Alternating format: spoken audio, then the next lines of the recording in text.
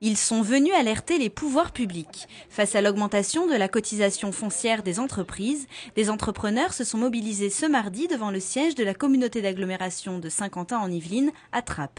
Ils demandent que soit recalculé cet impôt fixé par les collectivités territoriales et qui remplace la taxe professionnelle. Vous avez par exemple une petite entreprise, un commerce qui nous signale qu'il passe de environ 500 € à quelque chose à 4 000 € par exemple, des choses comme ça. Donc ce qui est dans un budget d'une toute petite TPE de cette nature, quelque chose d'extrêmement pénalisant. La Confédération générale des PME est à l'initiative du rassemblement. Le but de la mobilisation, obtenir le retour au montant de 2011.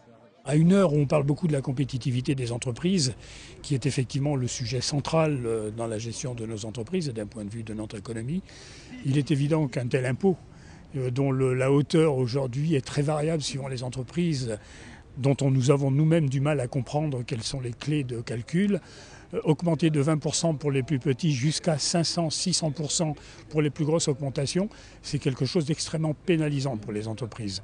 Donc il est bien évident que nous ne pouvons que demander le retour à 2011. Du côté de l'agglomération, on cherche une solution pour calmer la fronde.